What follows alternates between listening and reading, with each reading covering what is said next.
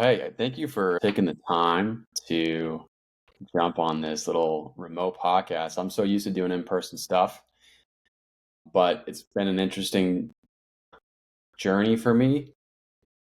Podcast studio I used to go to was Squatch, and it was super affordable, high quality. And as I've gotten into Christianity and developed a deeper relationship with God, I've kind of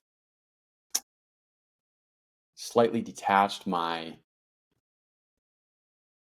degree to which I value my podcast. Not to say that I don't like doing it. I just think it was my whole world. And we can get this is a big subject of what Tim Keller talks about in The Reason for God. And so as I was already kind of thinking in my head recently, I kind of need to be frugal financially with the podcast. So maybe I'll start doing remote more. And I just need a rest. And as I was thinking this, the studio has transitioned and tripled their cost, and it's now I'm kind of forced to pivot. And I think so it's perfect. It was kind of like perfect timing. But you and I had a conversation on the phone a few weeks ago, and we're kind of in a similar situation. I believe you said that we both. Well, so you said that you went on one of Jay's Costa Rica ayahuasca retreats, right? In Mhm. 2023? End of 2021. 2021. Okay, wow. Okay. I went Yeah, in March of 2023, and correct me if I'm wrong, you weren't really into Christianity at the time of that retreat work, right? correct. I would have been a atheist at the time. Okay. Uh, Probably never would have, or not probably, I wouldn't have called myself an atheist at the time. I would have called myself agnostic. But, kind of reflecting back on my entire life now, I definitely was an atheist from Mm. my childhood up until 2021. Yeah. And that retreat was where I first became a theist, where I first started to believe in God. Mm. Yeah. I mean, so we have a relatable experience through that. I would say I wasn't an atheist, but I would proclaim verbally that I was agnostic. But there's something that Jordan Peterson says, which I really agree with. So he believes morality is about action, and that what we believe to be true is what we act out and not what we say. And I so agree with that. So if I was saying prior to the retreat that I was agnostic, I don't think I was living an agnostic life. I don't really know what that would consist of, but yeah, I was kind of in new age spirituality. Not really, though. I was more into fitness. And what I would say is, and I'm writing about this, I'm trying to get all my thoughts out, but I would say that I was a materialist or hedonist. And so the difference between the two, I think a materialist is someone that's essentially trying to stack attainment and property and things, right? And then hedonism is the pursuit of sensual pleasure.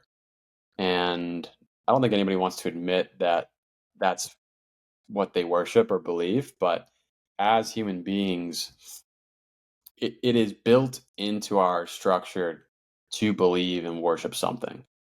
And worship might be a religious term that people kind of shy away from, but you're drawn to something. And for me, it was at a very young age, I would say, because of just what American society accepted to be the norm. So, a consumerism point of view and way of living, and family members that wanted to provide and bring security and comfort and joy through giving of television. So, allowing for me to watch as much TV as I wanted as a very young child, as much sugar, treats, ultra processed foods.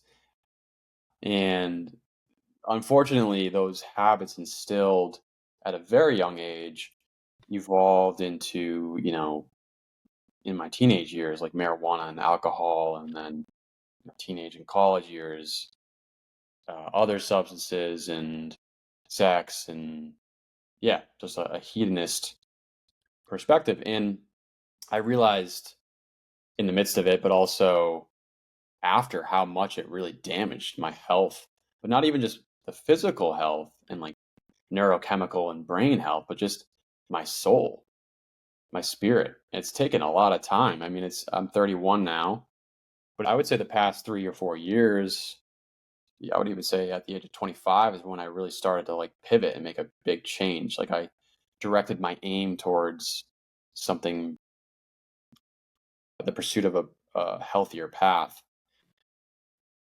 So, yeah, so I wanted to dive into this because it was you who essentially you were the source of Timothy Keller's book, The Reason for God. I saw it on X, posted a picture, and I was like, oh, that looks interesting. And I scrolled through it and didn't give it really or pay it much mind, but I went back to it another time. And I was like, that looks interesting. And I flew through it, man. I flew through this book, and I was reading it while I was at the Do Hard Things conference with Zach and Petey and the whole Do Hard Things crew. And now I'm a part of that community, which is cool. And so, yeah, I've really accelerated into studying theologies, in particular Christianity and Christ. And it seems like that's the route you've been going as well. And I wouldn't have guessed that, 5 or 6 months ago, being someone that was baptized in the Catholic Church when I was a baby, got my first communion, and then really had no, I wasn't really instilled to grow a relationship with God or Jesus Christ. And my family just kind of lost faith, I think, due to, yeah, the certain Catholic churches in the world and priests doing pretty egregious, kind of evil things. And so it was like, yeah, there's no chance of me ever going back into Christ. I mean, I guess I never really thought that, but it just like what never came to mind. And now, like, I just got back from a church today, and I went with. I've gone to 4 different churches here in Austin, different denominations. This one today was like the more beautiful. When you think of like the architecture and the stained glass, and it was a beautiful church versus like a more, I think you could label it as liberal, non-denominational church that is in like a studio, right? And Mm-hmm. so, anyways, that's all to say that our related experiences with ayahuasca and plant medicine and these, what people or what society deems as like psychedelics or entheogens and these mind altering experiences, was really a huge, profound event in my life that really, one, it was healing in many different ways, but it also implanted a deep belief within me, within my own subjective perspective, that God exists. And I can't prove that at the end of the day. I don't think anybody can.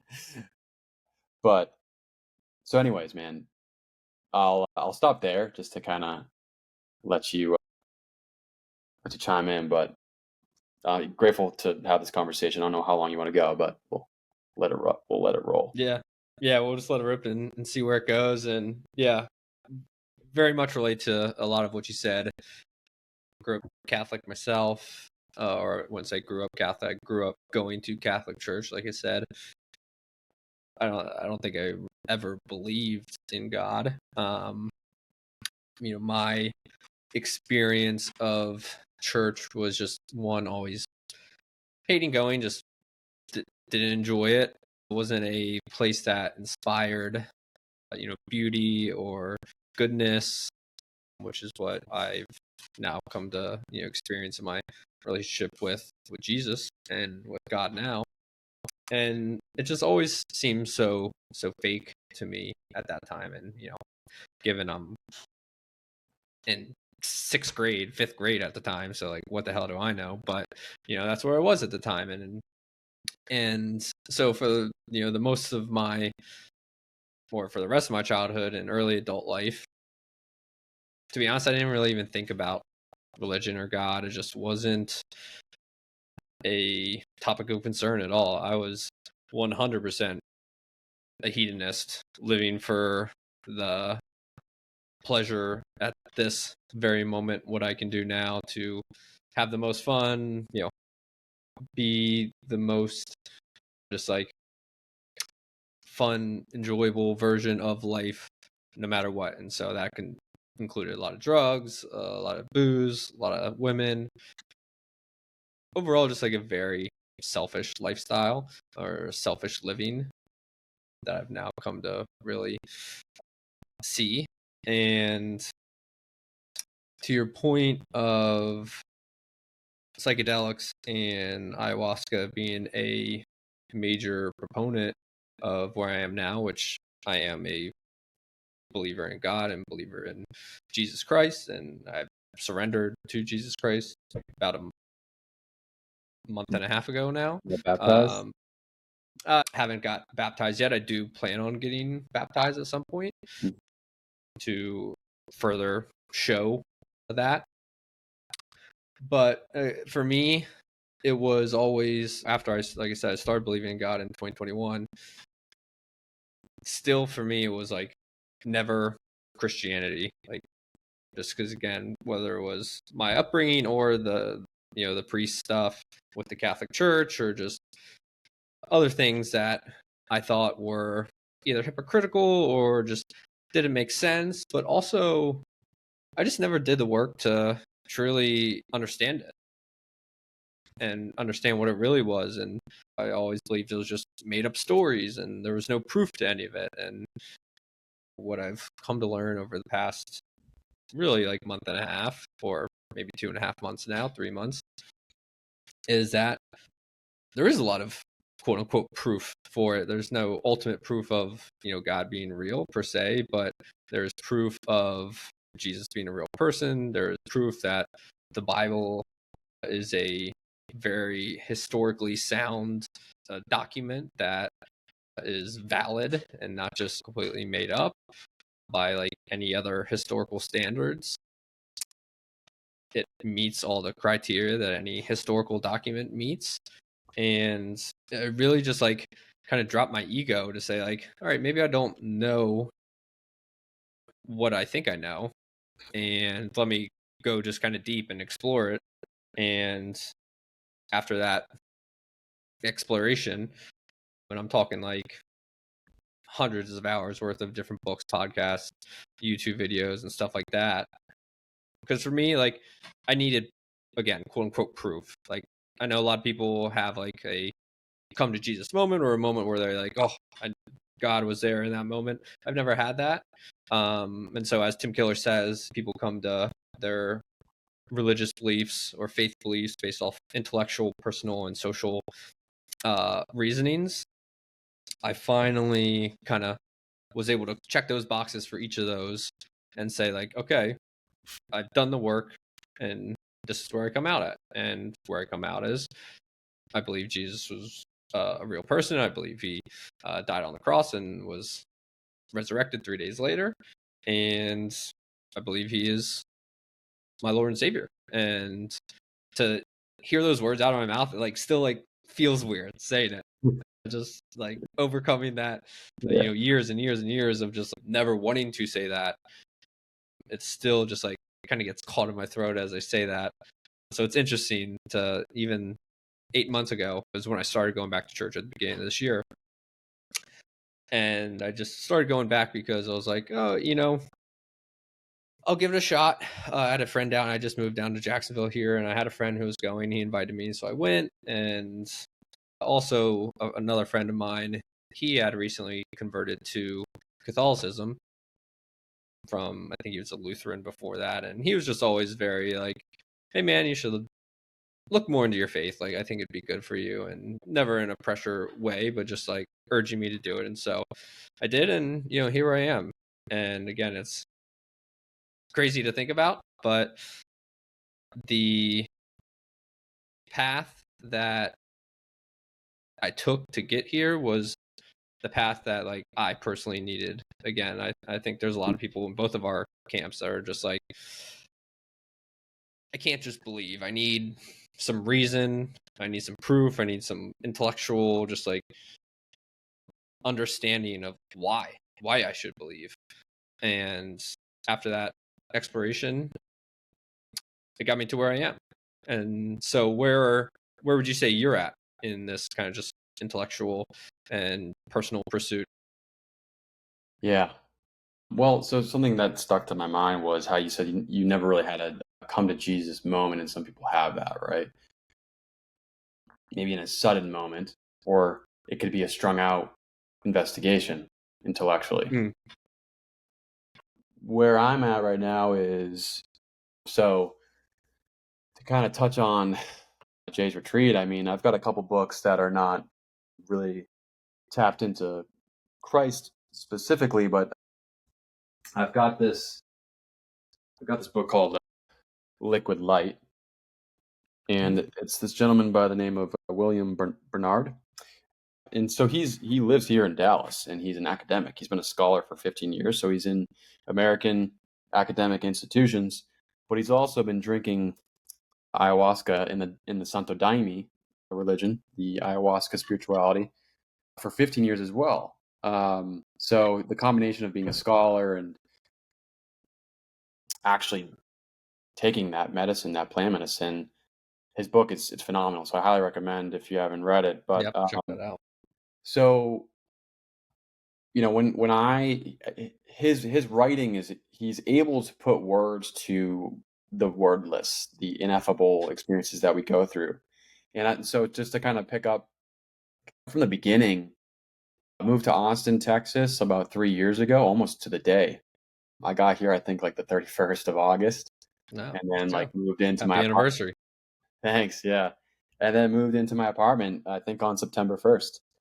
So it's been like 3 years here in Austin. And I was on a pursuit of Bitcoin, primarily to work for Unchained Capital, now Unchained. And that was like my higher aim. Like that was what I kind of put forth my identity to have a sense of purpose and fulfillment and to help myself, but also society at large. And as I came here for that reason, I met Jay like a month or two. I think it was a month after moving here, and he lived in the same apartment complex. I've said this so many times, and I was following him on Twitter, and I saw that he was in this apartment complex and approached him in person because he was just by the pool, and from there I just grew my friendship with him. He showed me this gym called Squatch, and I really started to meet new people, not just in the Bitcoin space, but in the health and wellness space. And so I began my journey from still being primarily a hedonist in a way, or a materialist, but I was upgrading my health. I knew that I had some suffering, I had some wounds that I needed to address, and going to the gym was just so helpful for my overall health. And so I was doing that, and I was doing What do like, you think the gym did? Like, how was that helping? well, I mean, I think neurochemically, the biochemical processes that are going that are happening within your body just helps with mental. I mean, there's scientific proof to show it's good for your brain, Yeah, right? And I'm talking like, was it like seeing your body change? Was it just like showing up for yourself? Was it?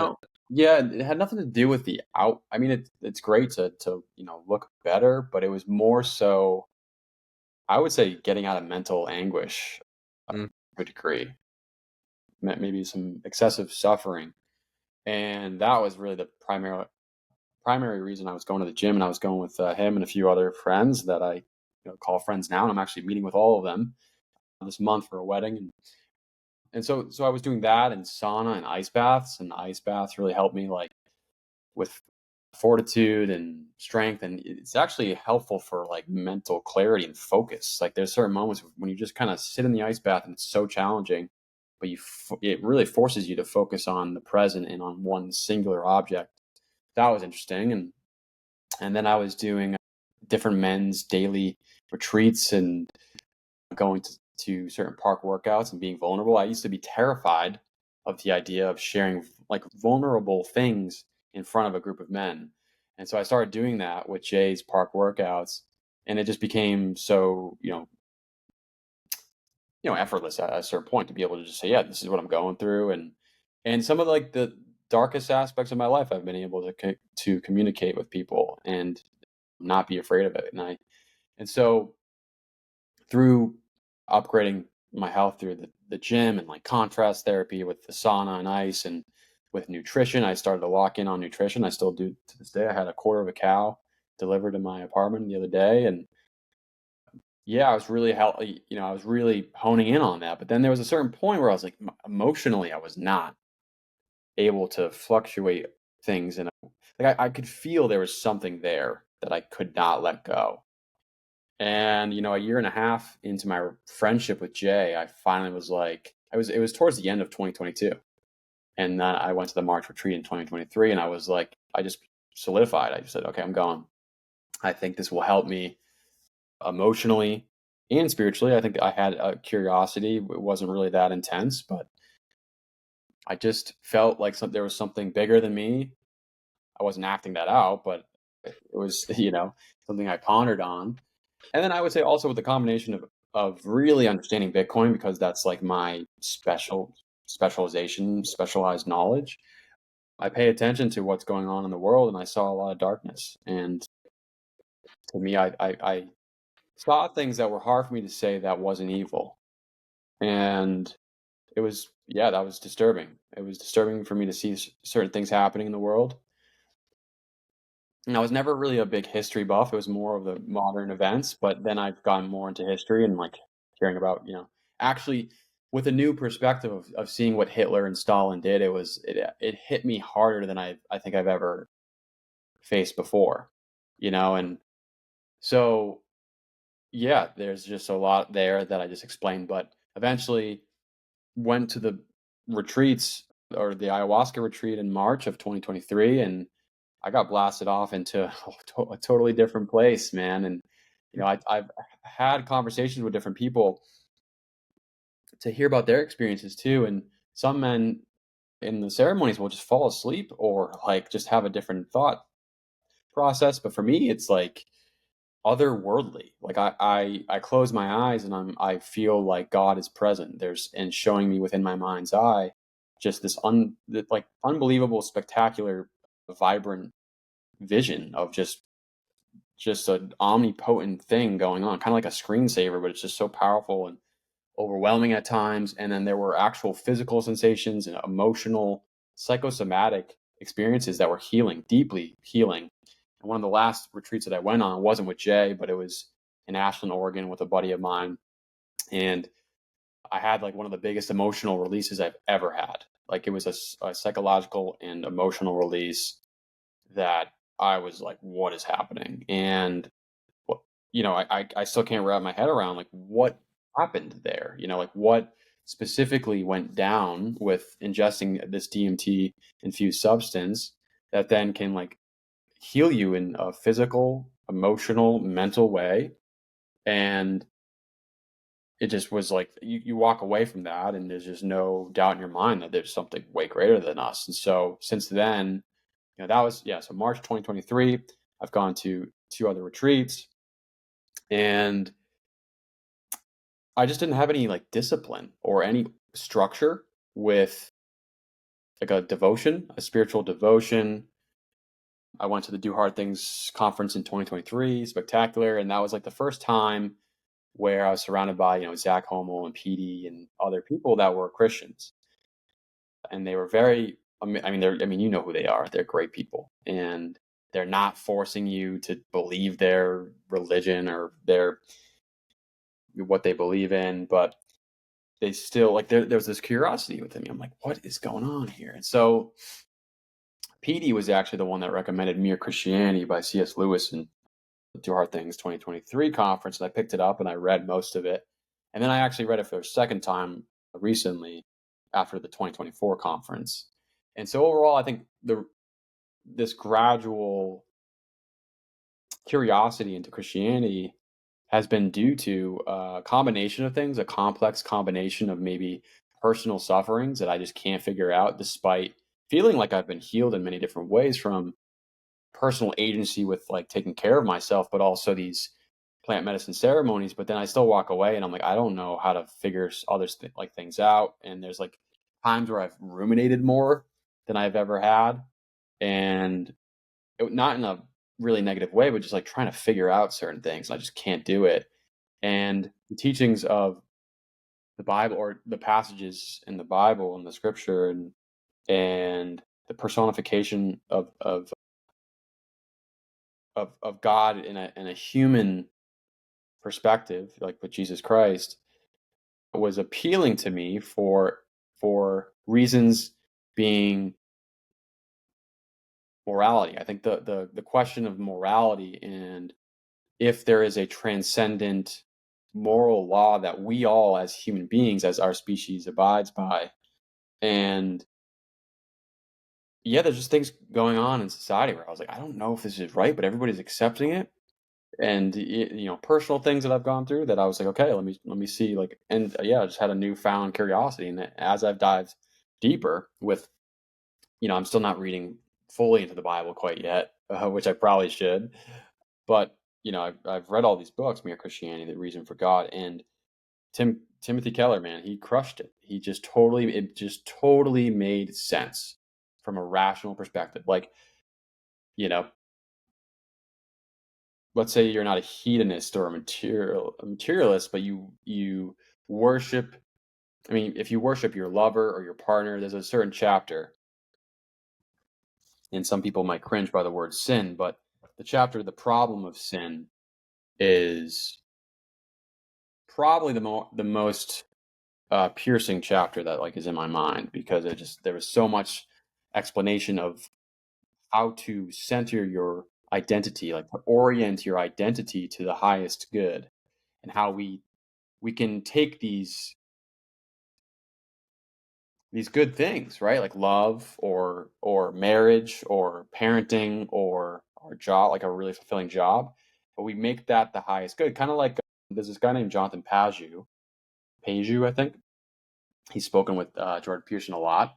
He's a Christian. He's really into symbolism and theology. And he did like a 17-minute video recently, I think, at the end of last year. And he was saying how during COVID, like, our supreme good was security and good health. And where did that bring us? Misery. I mean, I would say. And, there's I don't want to get off track of our opinions and views of what really happened with COVID, and maybe what was the true intention of all of that. But we can mistaken, if your lover, like for instance, is your supreme good, and you don't really call it that intellectually, but it is, like, that is your everything. You put so much pressure on that one person. And it's interesting to start to really critically think about all these things and see how it actually makes you a weaker or more fragile person. And so he just talks about that in that chapter.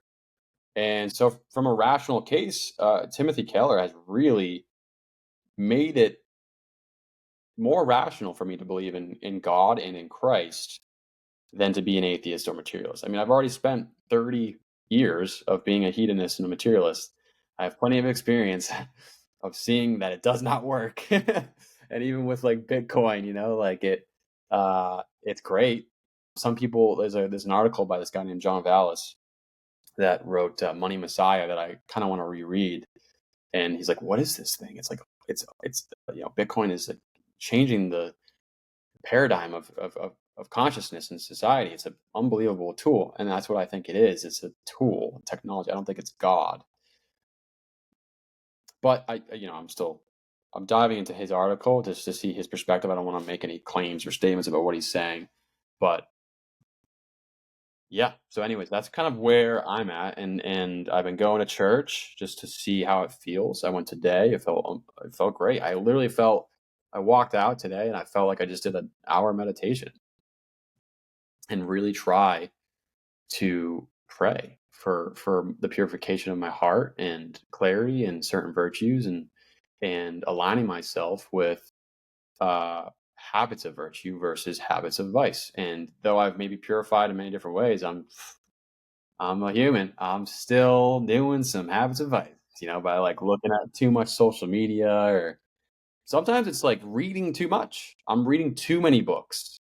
Um, exercising too much to maybe just escape other things that I should be doing, maybe avoiding conversations, whatever. So anyways, I'll stop there because I know that was a very long response to your question. But yeah, no, I love it. And a few things I want to touch on.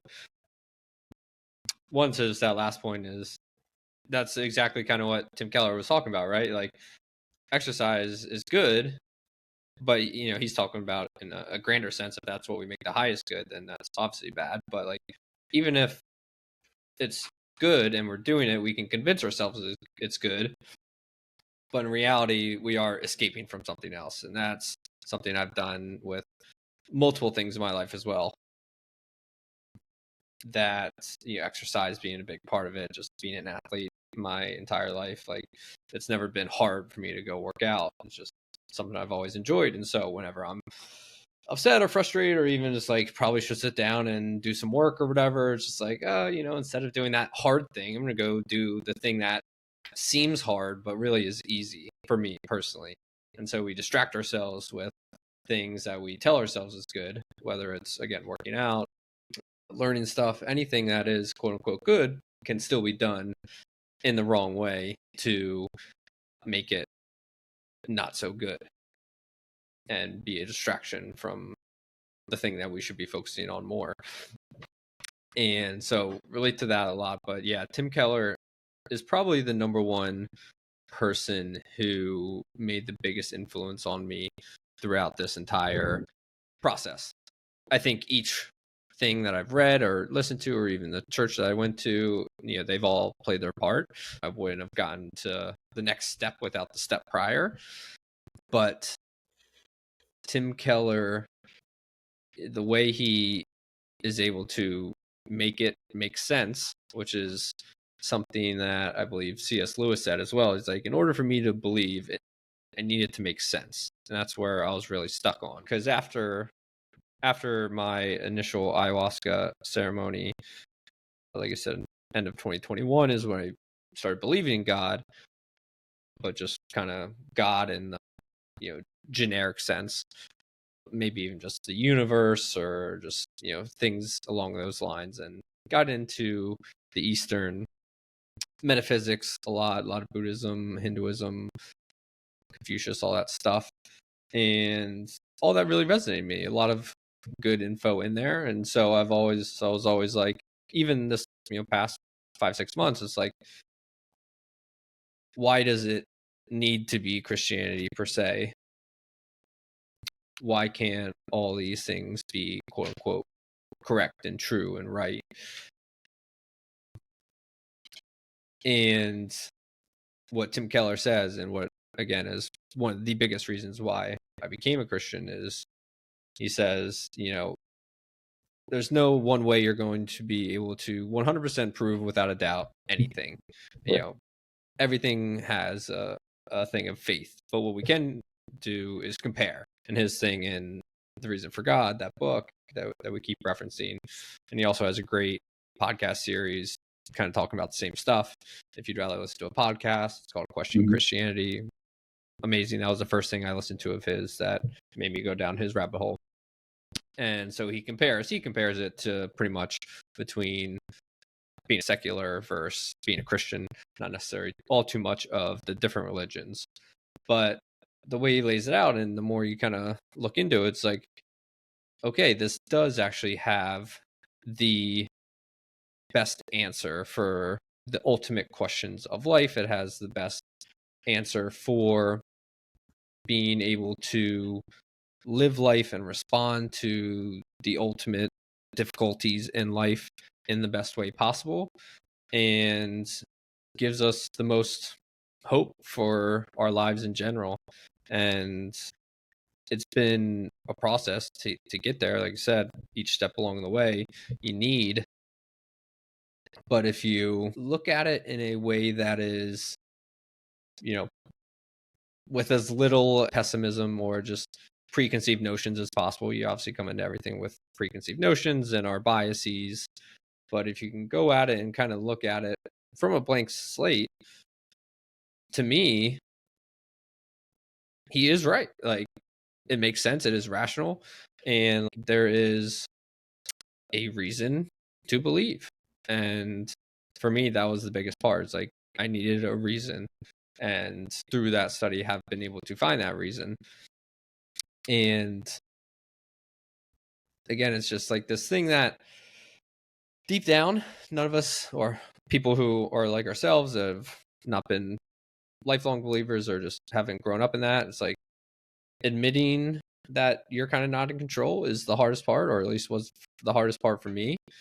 And admitting that like you need help and surrendering, it is the hardest, but paradoxically the most freeing thing that you can do is surrendering.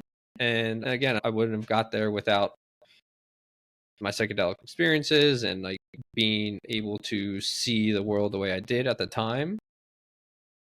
But I don't know if at this point, like, I'll ever do another ayahuasca retreat or anything like that. Not because I think there's anything wrong with it. And the reason I did one in the first place, because I really felt called to it. I know some people do it just like on a yearly basis. Mm-hmm. And again, I don't see anything necessarily wrong with that per se for anybody. Like everybody's obviously feel free to do what they want. But unless I feel like truly, truly called to do it again, I don't know if I need it like I did before. Mm-hmm. Mm. Yeah, I'm going to do one more retreat in a month with Jay and a big group of people. And I did the one last year as well here in Austin, and it was beautiful. I mean, it was beautiful. It was unbelievable experience. Yeah, and I will say, like, I don't want to be like act like I haven't done anything. I've done mushrooms a few times over the past couple of years, and we'll probably do mushrooms again at some point. So I don't want to be like just say I'm holier than thou sober or anything like that. Yeah, I just want to throw that out there. Yeah. I have a feeling I might take. Yeah, I'm going to take a pause from maybe doing plant medicine for a little bit after this October. And within some of these books that relate to ayahuasca spirituality, there are some people that are Christians that use that specific ayahuasca ceremony space to deepen their faith. So if there's moments in my life where I feel like, yeah, I'm still going to church, I'm still reading the Bible, or, I understand everything, but it's not hitting me in the heart anymore. I could see myself potentially diving into those experiences to really kind of remind me from a somatic perspective, if that makes sense, like a more embodied perspective, because I think that we can be creatures of habits. And if things are just purely intellectual after a certain amount of time and life is difficult, there could be things we just don't know how to process.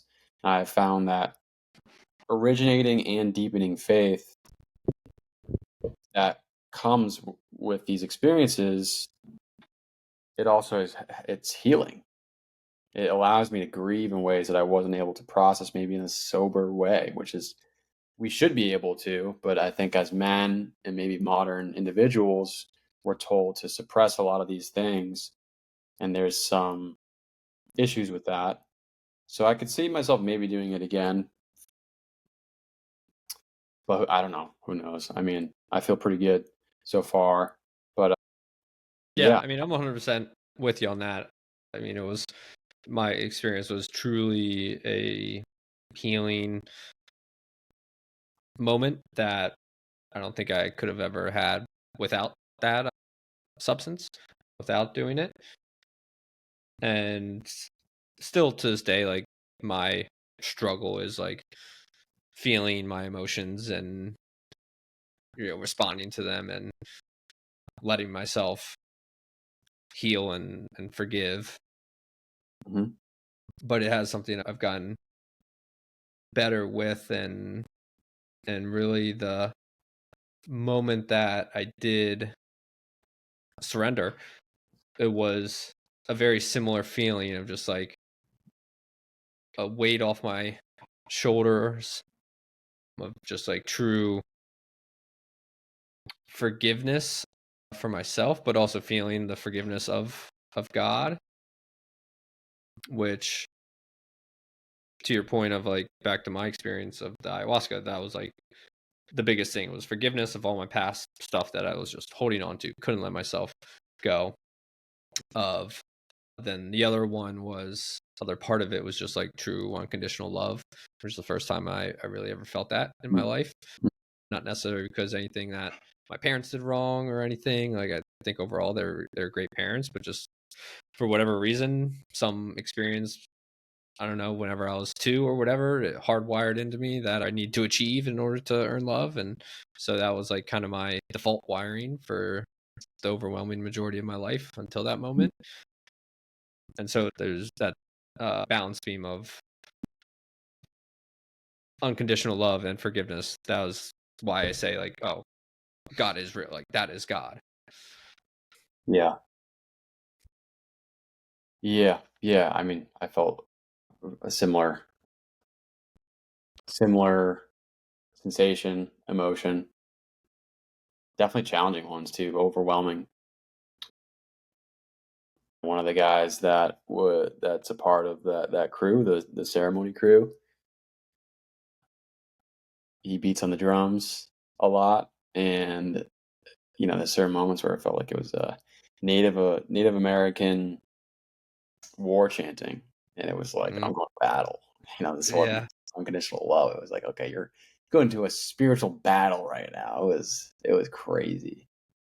It wasn't dark. Yeah, I mean, can we just talk about like how cool of an experience that is? Like, I would go back there just like to sit and watch, a ceremony again without even actually doing it. It was just like unbelievably cool and just like deep and intentional and just something completely different than I've ever experienced before and since then. Truly just I don't want to say once in a lifetime because you do it multiple you can do it as much as you want, but an experience that is hard to duplicate. Yeah, there's some purity to that space. Perfect word. Purity, yeah. So, I think a reason, the chapter that I've referenced in this book, The Reason for God, The Problem of Sin, for anybody that's like listening and they don't like the word sin, let's just erase that for now and understand, like, how do we operate on a day-to-day basis? Like, what is our aim? Like, are you aiming towards something? And I don't think I've ever thought of it like that until, I would say, a couple of years ago. Jordan Peterson was a big help. And I think what were some of the things that Peterson that you watched at Peterson or read or whatever that made a big difference? Yeah, my parents gifted me, had to be a few years ago, his first book, the first 12 rules. So I read that. And then, I mean, I've listened to him on Rogan a lot. I mean, he's been on Rogan, I would say 5, 6, 7 times. I've listened to him recently. I've listened to Jordan's podcast. I've got Maps of Meaning. Haven't read it. It's such a dense book, but I plan on reading it. And yeah, I've just listened to it. I think more so the source has been like on YouTube or through conversational podcast formats. But it wasn't through a spiritual lens at the time. It was more of like personal responsibility, like getting your shit together. And then he would talk about, your aim. And there's a certain thing he said.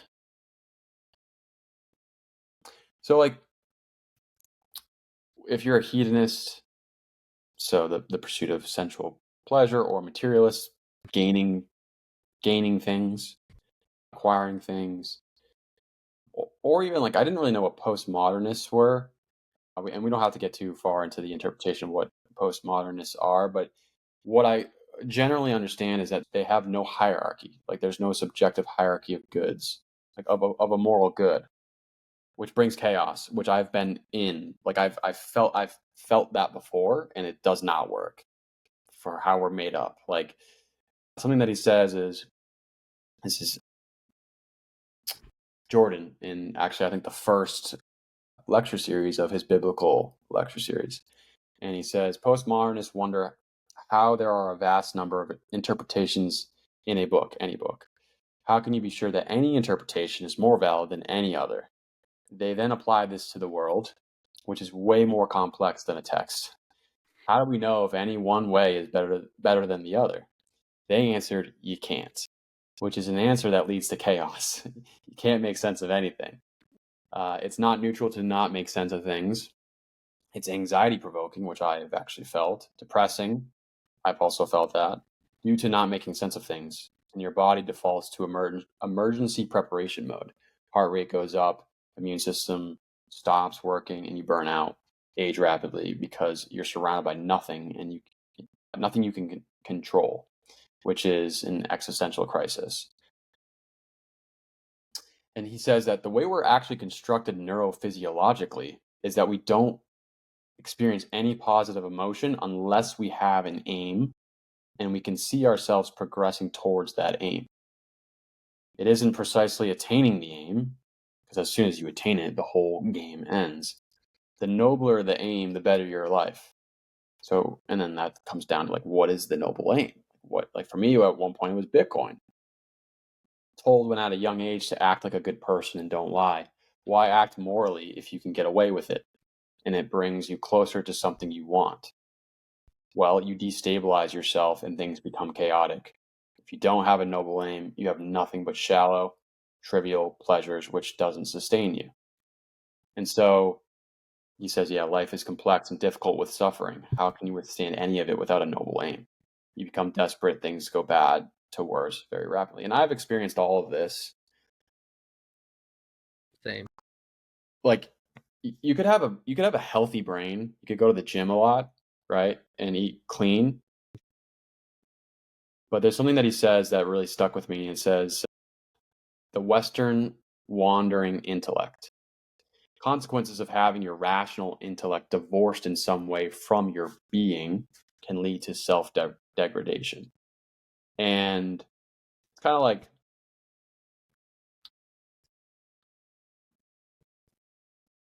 you're insane not because your brain's unhealthy or there's a neurochemical imbalance, but you have an existential issue, which is crazy to me. It's not like, so there's a complexity within your spirit and how you're acting out, and if you don't have any hierarchy of value, you're just all over the place. It's chaotic. And so the like how the Bible talks about false gods, even if you think it's your partner, like really great things, specific virtues. Like if one virtue is your highest good, is your aim, is that like that moral, the top of the mountain, it's going to like, I don't know if it's going to invert itself, but like think about COVID. Our highest aim, I think, as a government, like what the government instilled on all of us was, okay, we need to be secure and controlled so we all can have a healthy lifestyle. And I think it was like the polar opposite of that. I honestly feel like I felt worse throughout those years because of what the government did. Psychologically, emotionally, spiritually, everything that I witnessed and saw and experienced, the chaos, the conflict, the arguments, it was terrible. All in the name of security and control and better health, which, I mean, that's a fucking conversation in itself. Yeah. Like the society is not healthy. And, our government, you got the mayor of New York City eating a cheeseburger and fries, like bathed in seed oils saying, yeah, get your vaccine, like all that stuff. And there's a lot of things I saw, like it's so contradicting to like actually take care of your body. But you can see how security and control, like order, brought chaos and conflict and pain, like more suffering. So yeah, if you had like, I don't know, if you had kindness as your highest good, you're always going to be kind. Well, there's more. You can't just always be Like being kind, the kindest thing you can do sometimes for your lover is to say things that they don't like to hear. Mm-hmm. Because in the long term, then eventually, but it's going to be helpful for their growth and their spirit. But in the moment, it's not going to look like kindness because you're telling them something that's maybe difficult to hear. So like, even like what we as society deem as like virtues and really like good things, when you put one of those as a singular like supreme good, it doesn't work. It doesn't work, to put it really vaguely or generally. And this chapter where he just talks about all of that, he says like a life not centered on God leads to emptiness. And some people might take a great offense of that, just that sentence. I mean, for sure. But I get it. I get it because I've just created so many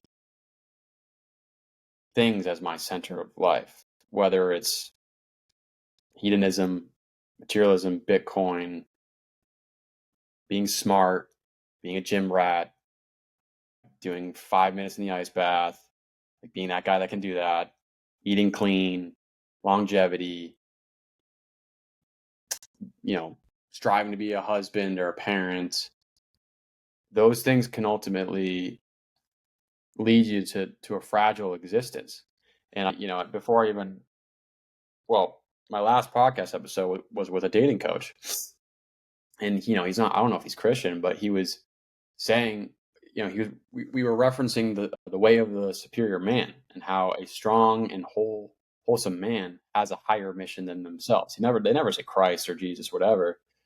But if your sole purpose is to acquire or to engage with your future wife or your future life partner, that sole mission as a man almost brings like fear into like the fear and the pressure to achieve that. And then like the woman can see that and feel that. It's like, okay, like this is your everything. And like you're putting way too much pressure on me. And also like your face is twitching if I feel like I'm like mad at you or something, like they're just, you're so like, if everything is focused, like if that is your universe and everything, yeah, I can see how all these things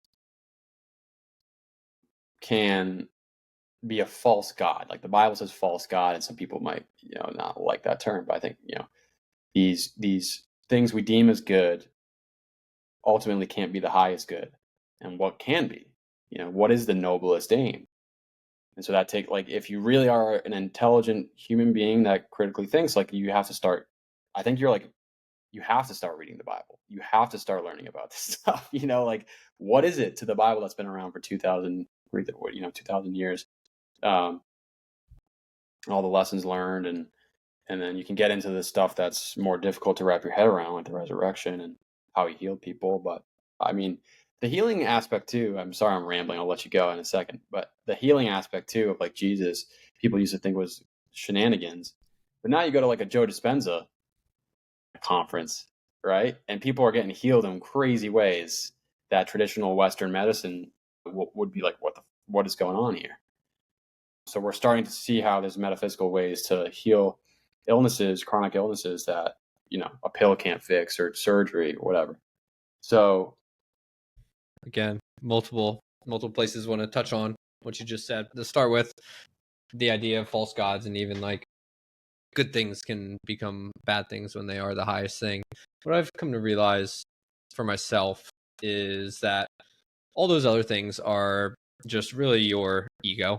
Like whenever health is your highest aim, or whenever money is, whenever attaining whatever it may be, like that's just ego at the end of the day, like wanting you to feel good about yourself.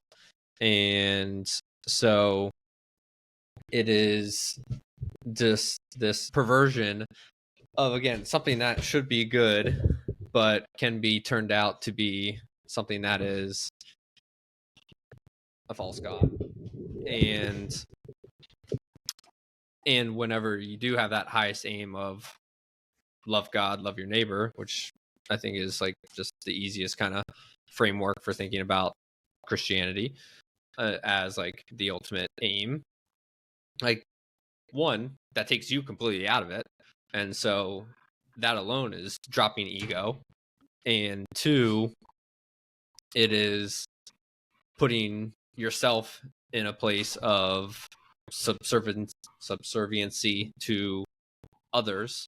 And so again, it's just letting yourself drop the ego and drop this belief and idea that like we need to think about ourselves first and foremost.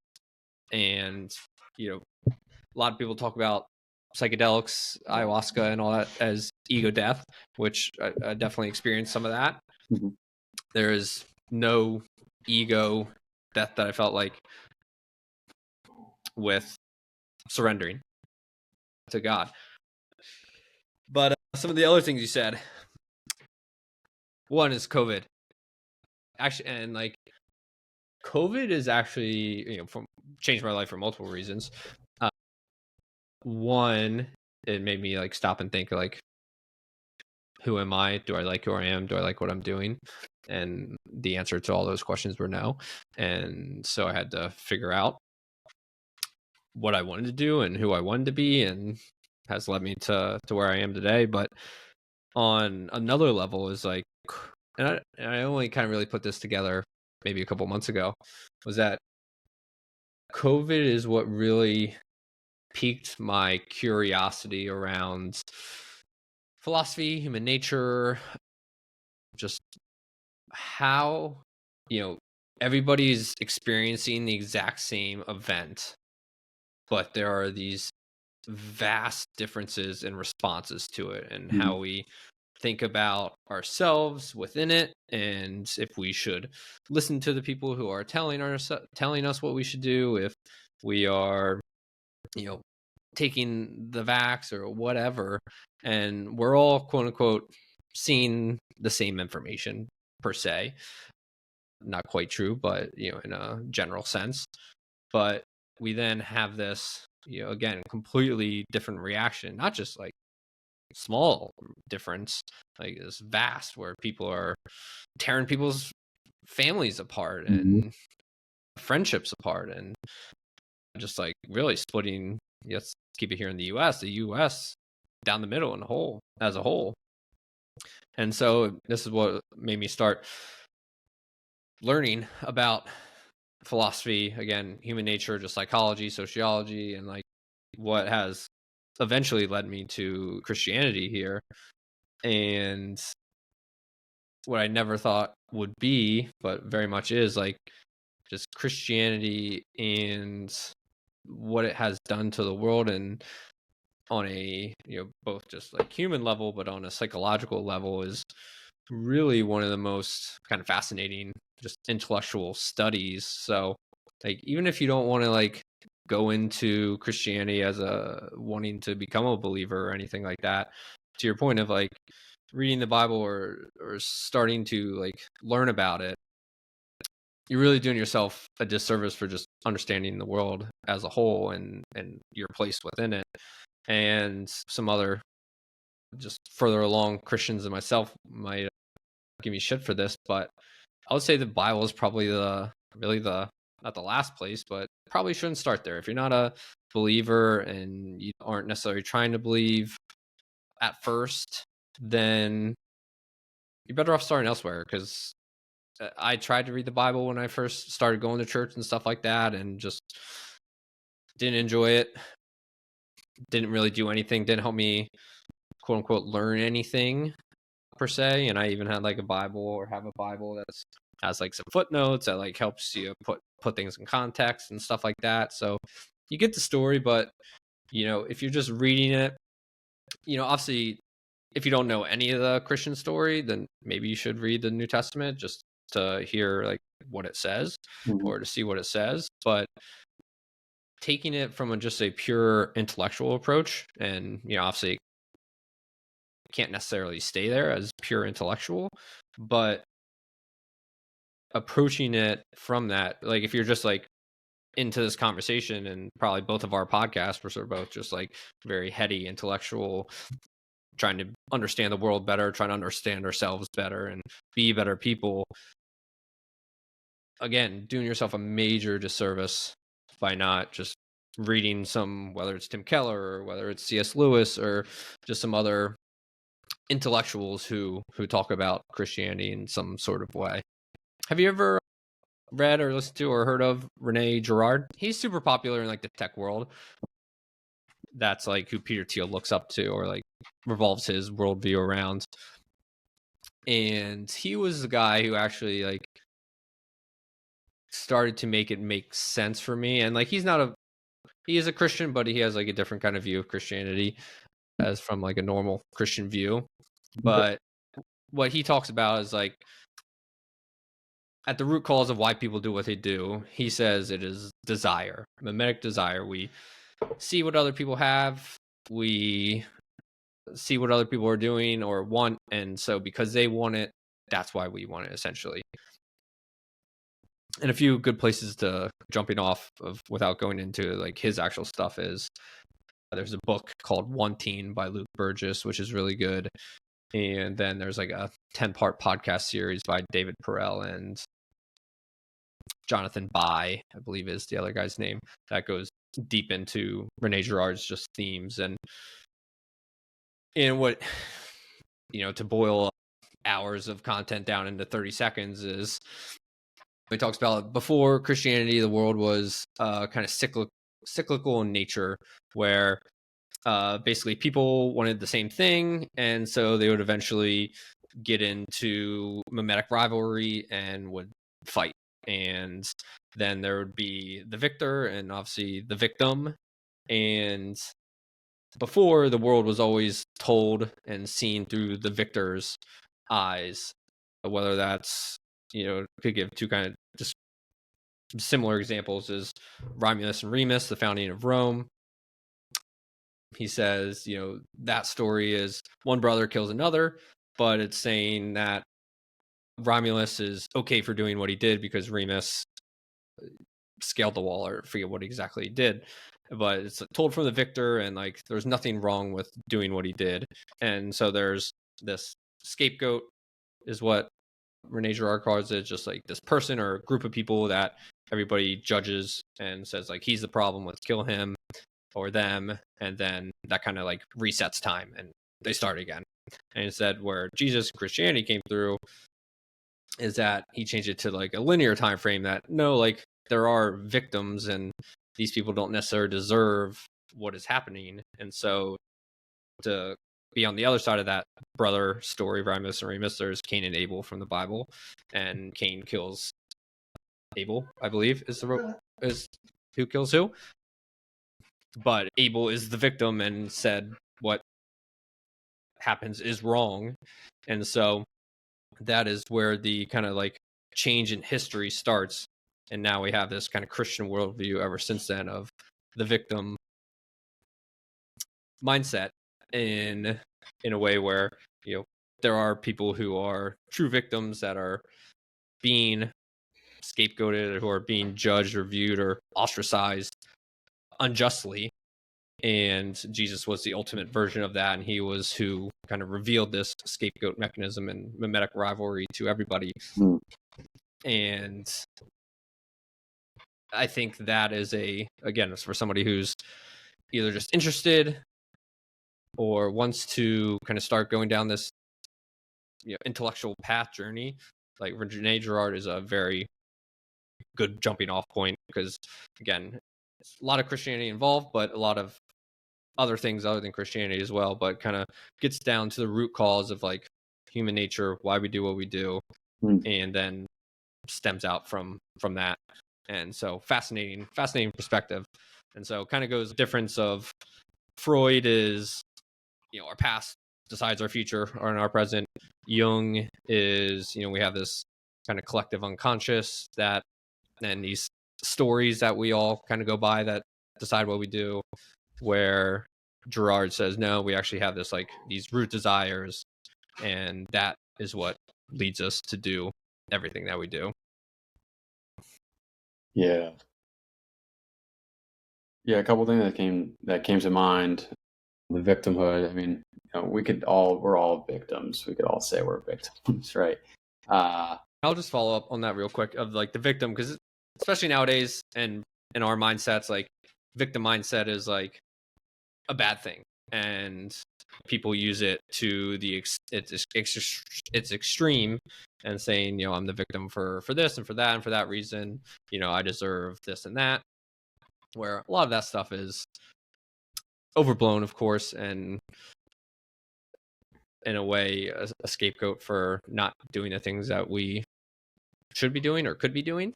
But Peter Thiel even said a couple weeks ago was saying that modern day wokeism is just a enhanced version of the Christian story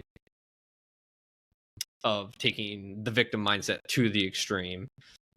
And so whether you would say probably the majority of quote unquote woke people probably don't see themselves as Christians, but they are living out a Christian mindset, a Christian story without even kind of necessarily realizing it. Yeah, that's very interesting. So yeah, I mean, for me, I don't like living a life of my identity being around victimhood. There's things that happened to me when I was really young that I look back and it was like unjust suffering. Really, really young child that I would never wish upon any child or my future children. But I'm not alone in that. Everybody goes through pretty crazy shit as well. But I will say that one thing I've realized a couple times, but as of late, I think with my spiritual exploration and then just getting sick of suffering, it's getting old. When things happen to you, there can be moments where your family treats you special in a special way. Does that make sense? Kind of like Harry Potter. Like Harry Potter, I used to love Harry Potter because I think a part of me could resemble to him. Both his parents died. His aunt and uncle treated him like shit. But then everybody around him treats him with a special manner because he was the boy who lived. And though, Harry doesn't walk around acting like a victim, I don't think, from my interpretation. But what I noticed, as a young kid, different people that I loved would treat me specially because of things that happened. And so I gravitated towards like this dark part of my life because it made me feel special. And I noticed this like emotional, because like some people can be emotionally like addicted to weird emotions. Some people can be actually like addicted to negative, like that's emo, like people that are emo, like they're addicted to like the negative, kind of like the sadness, and I kept seeing this within me at like as I got older, and recently it just didn't feel appealing to me as a man to grow and to actually mature as a man, to just keep diving back into this childhood like kind of play that I would do because other people would treat me specially. And so that like had me lean towards, being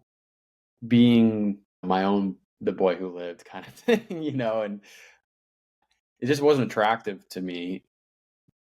And I guess, so I bring that up because there's a lot of like things like that where your ego and your mindset is like in a glass bottle where you can't see that you're doing that. Right. And there's aspects of myself that I've tried to improve and maybe transcend. And, the teachings of Christ in the Bible are what has brought a lot of help with that, if that makes any sense. Like and this is kind of like what the next topic that I would ask to you, because there's a lot of other religions. There's Islam and Judaism and like, so why Christianity? And there's like an aspect of, Jordan Peterson says like the idea that Christ was the same factor or force that God used at the beginning of time to speak habitable order into being, and how Christ was truly just like the perfect human being because he was God. And like there's always this confusion of like the Trinity, like Christ was the Son of God, but he was God. And there's the Word and all that. So I'm still trying to decipher and interpret all that. But because there's this like human personification aspect to this religion, it provides order for me psychologically, morally. Whereas I don't know if I see all that. I mean, Buddhism might provide, like all these other religions might provide that, but there's something to Christianity that's attracted me, has attracted me in certain way, for those reasons. And the Father, Son, and Holy Spirit aspect, like I never said this before, but I was talking, I talk to more Christians now that I'm going to church, and I said at one moment I was hesitant to say it, but I was saying how when I went on Jay's retreats, it almost felt like the Holy Spirit was just amplified in a more visceral way in those spaces. If that makes any sense. And I don't know and I apologize if that's offensive to some people, because it's ayahuasca spirituality and the Holy Spirit, combining the two. I don't know if that's going to ruffle some feathers, but I don't know. I mean, it came to my mind and it came out of my mouth, and I wasn't trying to offend anybody when I said that.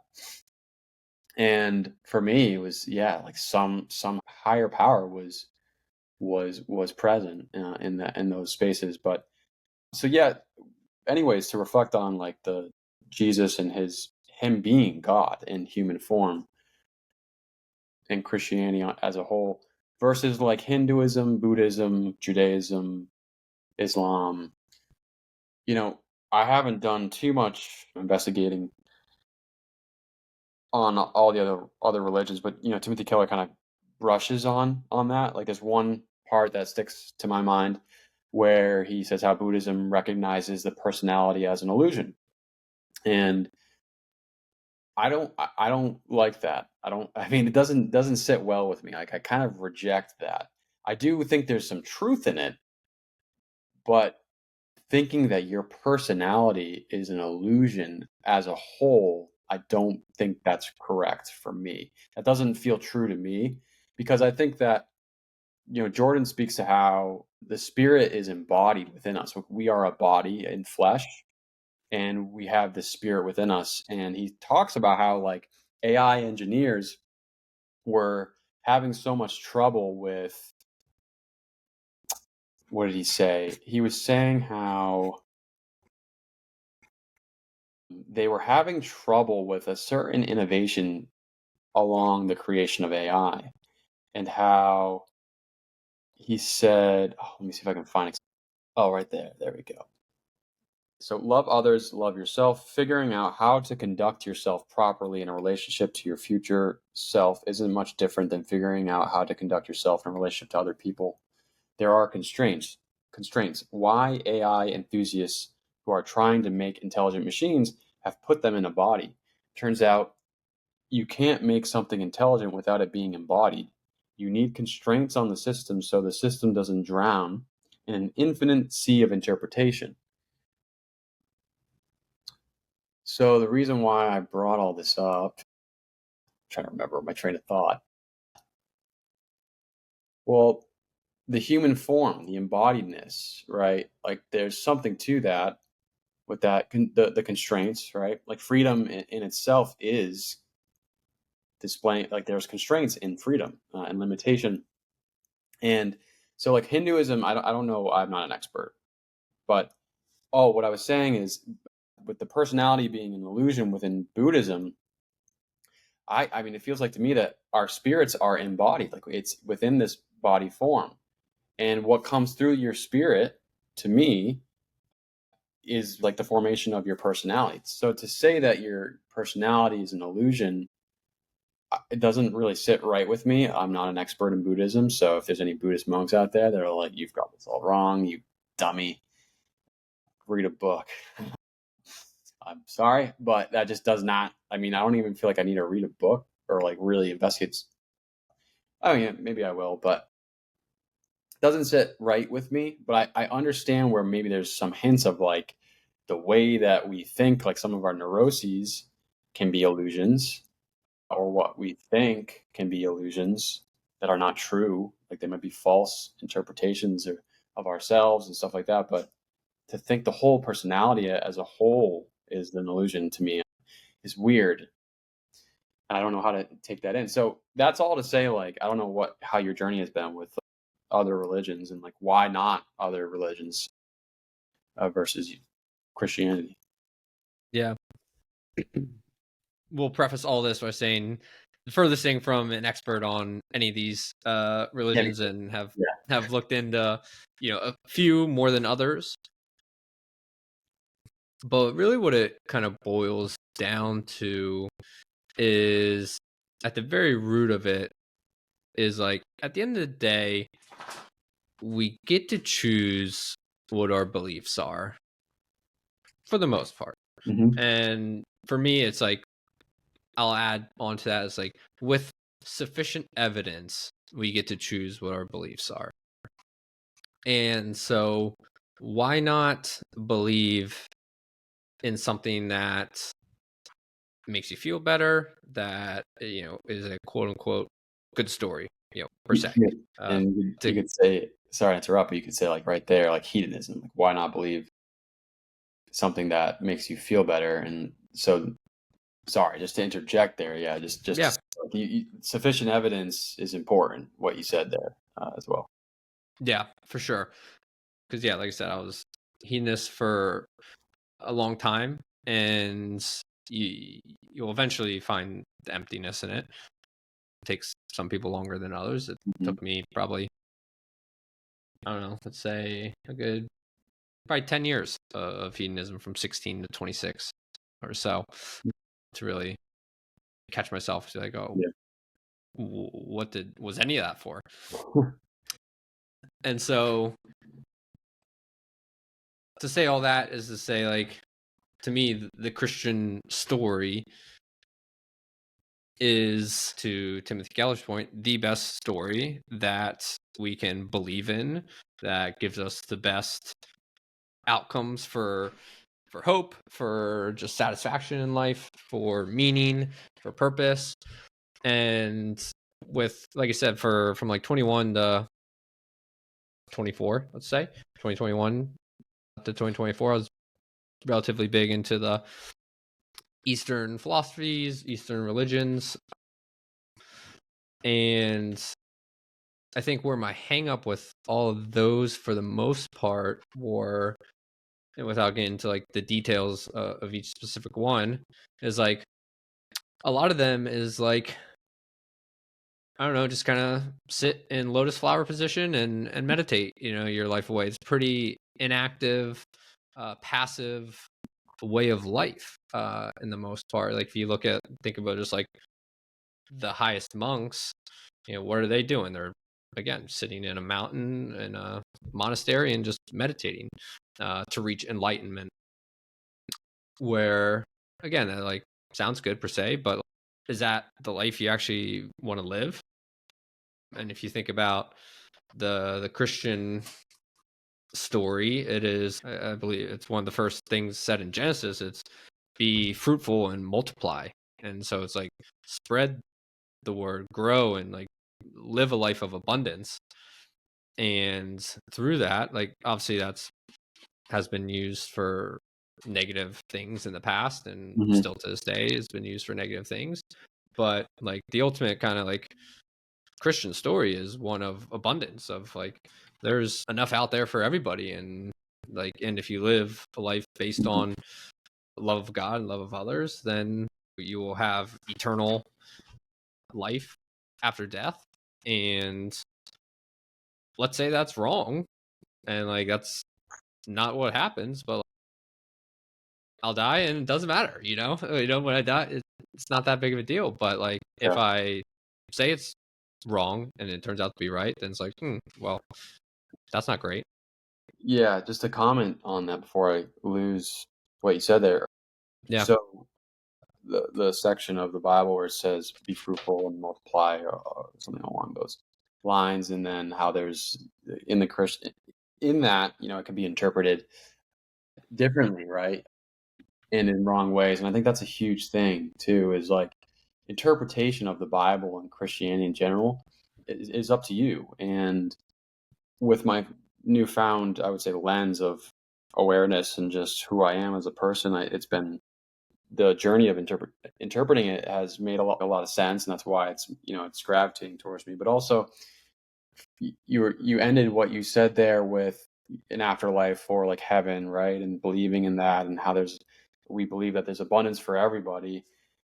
There's like Malthusians or certain demographics of people in modern society that are genuinely promoting this like Malthusian, I think it's Malthusian perspective, which is like there's not enough resources. We need to stop having sex and kids, and we need to like ration everything. And there's literally, I mean, if you get into like, there's a lot of times in the course of the past couple of years where conspiracy theories, in quotations, like were marked as conspiracy theories, but then like years later they become true, and it's been a meme, right? But there's some organizations, like world organizations, like I think the WEF, who definitely don't have a Christian way of looking at things, because they literally have a like a picture that everybody puts up on X, like Bitcoiners say this. It's like you own nothing and be happy. Bitcoiners don't say that, but they show this WEF goal, right? Is like you will own nothing and be happy. We will control everything because we have to, because society and the climate change and stuff like that. And without getting into any of the climate change and those kind of issues, I think that there's evidence in present time that shows where human ideologies can lead to when your aim is off, right? And we don't have to get into Hitler and Stalin, but yeah, like Jordan Peterson and this guy, I think it's Bishop someone, they were having a conversation, and Jordan couldn't believe that there weren't human beings that were intentionally malevolent and evil. He always like he thought there are certain people that definitely are like malevolent and evil on purpose. And the bishop surprisingly was like, he was saying that these people that you can look at as pure evil, like Stalin or Hitler, they in their own minds still thought that they were doing the right thing. And so to just to know, just to understand that, for me, it's like devastating. It's like, okay, then I have to really figure out, what am I aiming at? Because I have friends and people that are like, why are you spending so much time on all this? Like learning about Christ, or asking why you're doing your podcast and all these different things. It was like, there's a reason. I don't know what it is, but there is. And now I know. And like this example of what I just mentioned with Stalin and Hitler, or different historical individuals that went in a really bad direction, is like they lost their way into thinking that their highest aim was to kill millions of people. And that's why I've never been able to answer people recently, like why I'm doing all this, because it makes me feel like, oh, I'm just taking things too seriously, and like overthinking. But so no, I don't think that's the case. I think I'm actually getting somewhere, and I have, thankfully. And but yeah, I mean, I don't think there's anything more important than trying to figure out what your highest ideal, highest aim is.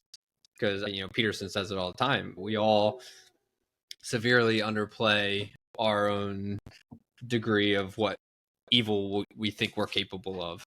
And if you just think about it on a very small level of like, well, he says, he even brings up an example. Sorry, but he brings up an example of like, if you think that you would have supported the safety and security of Jewish people during Nazi Germany, think again. Like the amount of immense pressure to report to Nazi authorities that there were Jewish people around or whatever, people did it. They out of fear. And yeah, I think he said it was like 60% of the population was like a snitch, essentially. I forget what word, a spy would rat on people. Yeah. Yeah. I mean, we kind of, I saw in California during COVID, they started like some jurisdictions were like, dial this number if you see someone outside doing this and that. And I was like, okay, this is where things could go. Like, Yeah. anyways, yeah. So But to that point, and again, why I said like COVID made me very just like intellectually curious about all this stuff and why people are the way they are, and both on a personal level and societal level for that exact reason. And well, I think all the philosophy and all that stuff is great, and I still love reading about it and consuming it. It ultimately all leads back to faith in one way or another. And so if you don't truly know, or if you haven't truly just like studied what your faith is and why you believe it, you're ultimately going to be not able to stand firm in your beliefs of what they are. And just like a very like small point to that is, and like very menial, but a couple weeks ago I was on a bachelor party with a bunch of friends, and just like still all some of my best friends, but like don't necessarily drink like I used to, and they're all still big drinkers and stuff like that. And just like on a very small level in years past, I would have felt the peer pressure to engage and participate, and we're crowd minded individuals that like if we're in a crowd, we're gonna do what needs to be done in order to fit in with that crowd. And so if you don't have that highest aim figured out and don't know what your true beliefs are and why you believe it, you will 9 times out of 10 fall into whatever the crowd is doing. And you need to have that basis, that foundation of faith in one thing or another in order to stand firm in your own beliefs, despite what's going on. And again, that bachelor party is a very small thing, but it was just like really for the first time, I never felt like peer pressure or even the desire to fit in with them and take a bunch of shots and do blah, blah, blah. And so just like that small example, extrapolate that out into everything else in your life. Like, what do you lean on in times of uncertainty? When you're with other people that might not have the exact same beliefs, are you going to fall in line and do what they do? Or are you going to stand firm and believe what you're going to believe in? You only have the confidence to do that if you take the time to figure it out for yourself. Yeah. So just to kind of bounce off of that example, drinking at a bachelor party, I was abstinent. I actually stopped drinking for Jay's retreat in March of 2023. That was just the goal. It was like to consume cleanly as they recommend before ingesting all that and doing the ceremonies. And then I continued it for 15 months. I stopped drinking, and I wrote a recent short little piece about my relationship with alcohol and how I was able to see Jordan Peterson, actually his relationship too was very similar to mine, and Jordan, his way of being able to explain things so granularly is just so helpful. It provides clarity and understanding about things better, and it helped me with my understanding certain things with myself recently, because I started to drink again. I tore my Achilles 6 months ago, got surgery 5 months ago, and I was pretty happy overall with like how I had established a good foundation of habits, like eating clean. Still, I was doing like breath work and getting some sunlight and not diving into like crazy things, right? But I did decide eventually at one point, because my birthday was around the corner, my 31st birthday. So I'm going to invite it back, drinking, and see what happens here. And it was always like my main vice, right? We all have maybe a lot of vices, but that was like my main one. And it wasn't like I have family members that have gone in or gotten into alcohol as well. Like my grandfather was an alcoholic, and never met him, but he was like, that was his like what he abused or used. And So when I like got back into it recently, and I was like, I moderated sometimes, but like I drank multiple times consecutively, and then out of those times, here and there I was moderate, and then other times I was not. I got drunk, and I was like, "What the fuck? I've done so much work over the past couple of years, inner work or personal development, fitness, all this stuff." And I was like disappointed and mad, and couldn't put my finger on why it all happened and why did I decide to do this? Did I fool myself? And now with my faith in God, like developing more and more, it almost like what I've taken away from it is like it showed me once again, truly, maybe for the last time. I don't know. Maybe I wouldn't say the last time. Who knows? But I have. We're all habits creature, but or creatures of habit. But it really did show me the fallacy of the of drinking and what it used to mean to me. Like there's certain restaurants and places that have a special place in my heart, like in Massachusetts, that I've you know spent time with family there, and I always felt like I had to have a drink in order to enjoy that moment. And it just showed me how dumb that was, or at least not dumb, but like how empty it was to believe that. And I don't know, like I say this, I've been saying this before.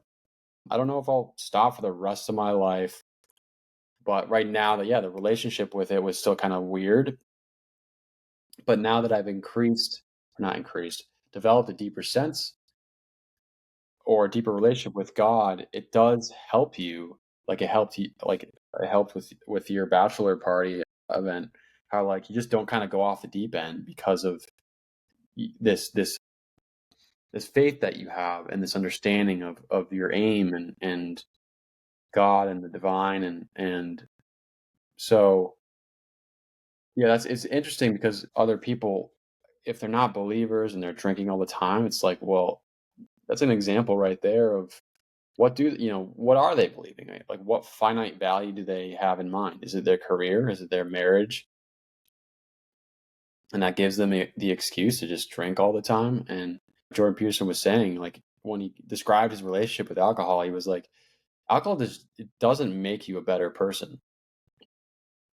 And it has these effects that are addicting and maybe more addicting for some other people. And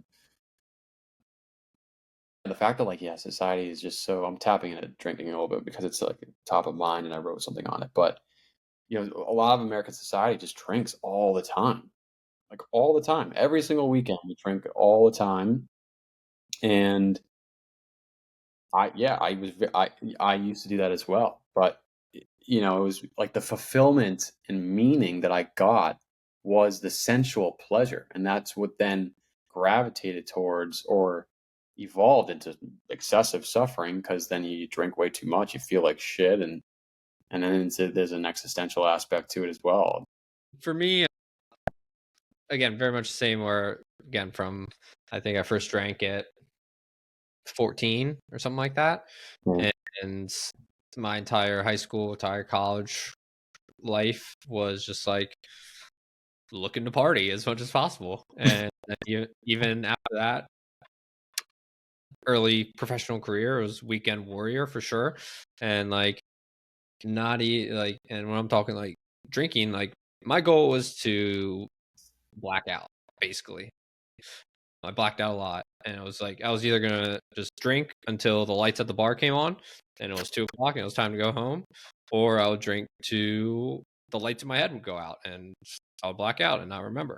Mm.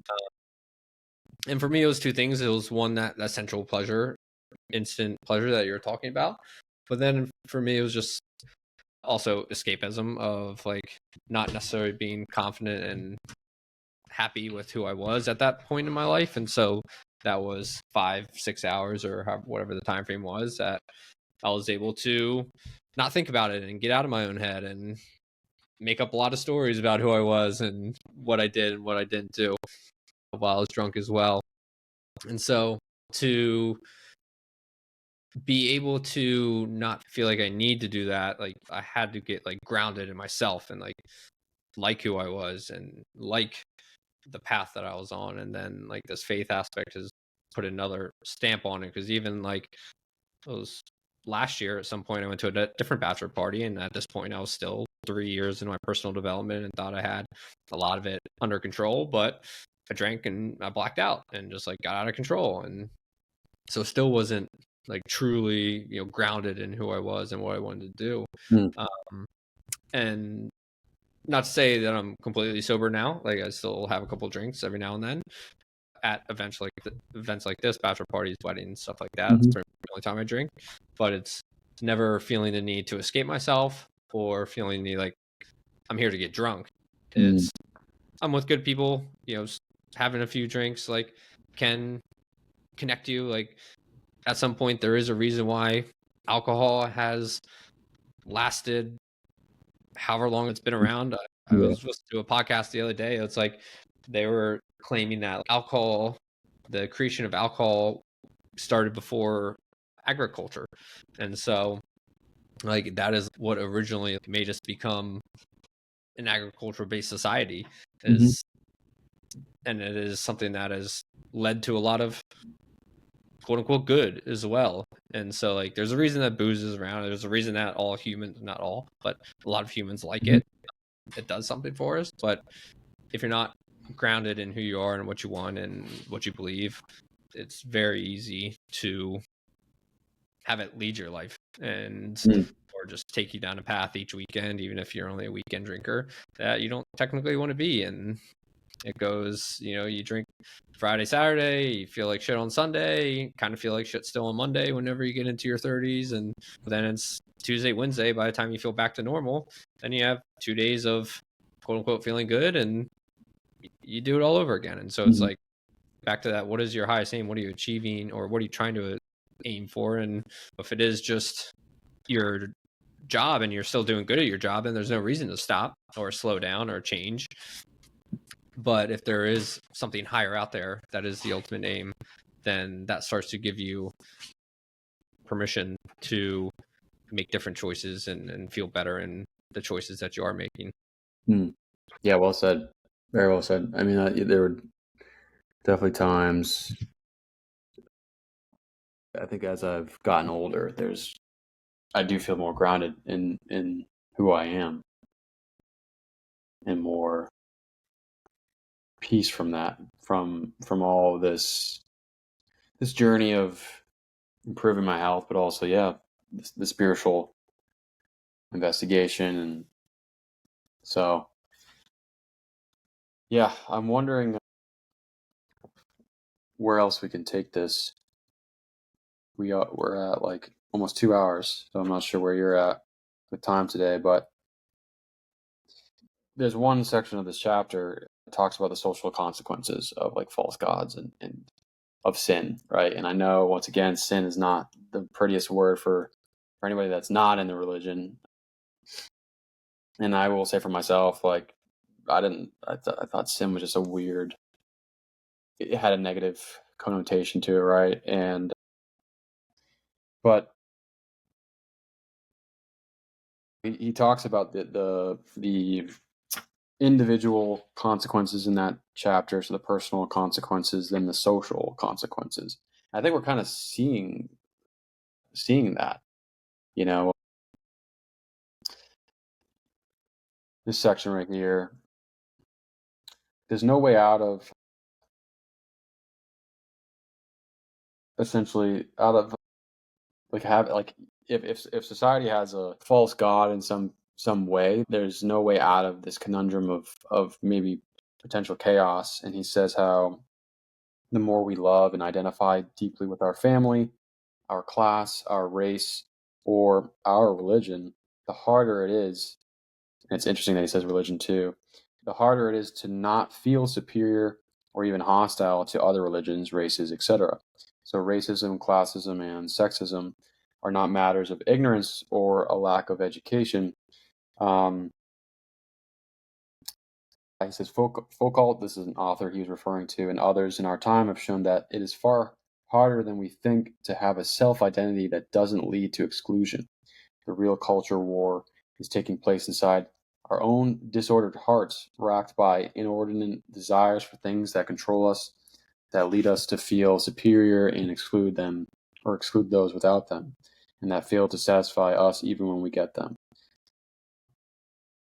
And so he even mentioned, like in religion, in the church, in the institution, like being a Christian, like the Christian dogma, the word dogma, and how there could be some superior complexity to that because now I'm a Christian, I'm better than you, or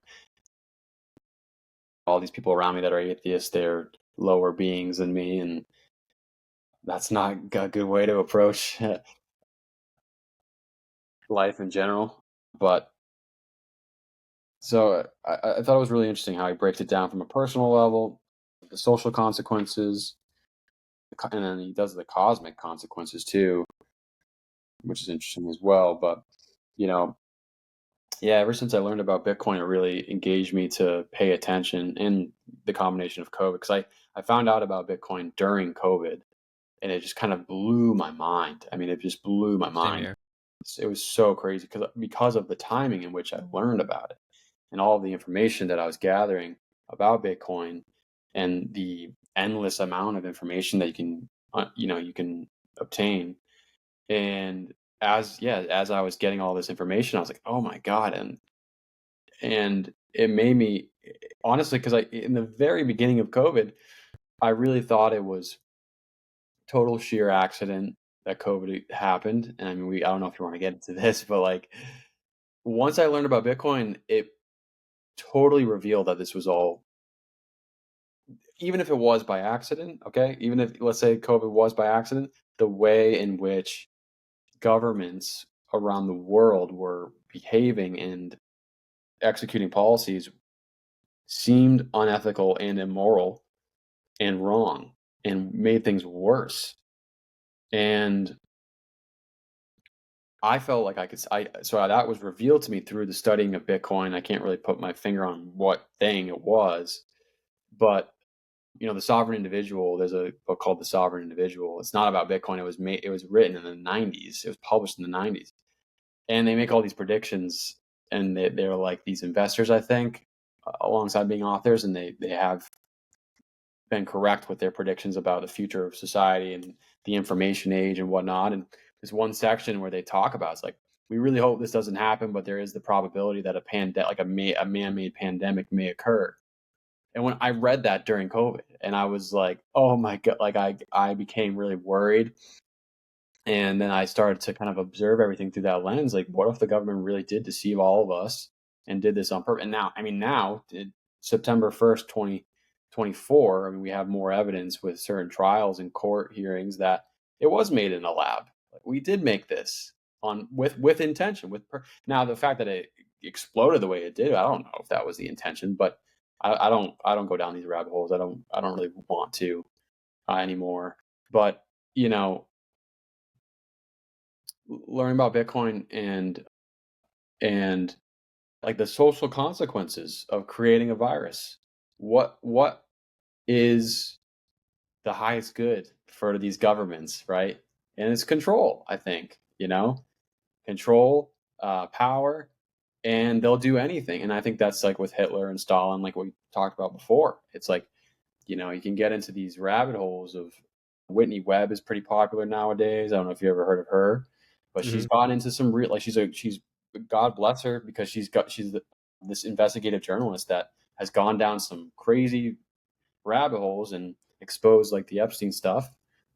Surprise, hopefully I pray that she stays alive, because there's a lot of powerful people that do not want her to keep doing what she's doing. But when you learn about like the nature of war and just information age and how these power dynamics they keep going back and forth, and like that is their highest good. It's not, and the beauty of the Constitution, like God is mentioned multiple times, our God-given rights, and that's how America was founded, with God in mind. And I think modern man and modern society kind of forgets that. And, sometimes I do this on podcasts. I just kind of ramble. I just go. I let the flow of consciousness keep going. Yeah. You can interject at any time and tell me to shut up. No, all good. But I do have a few things about what you said.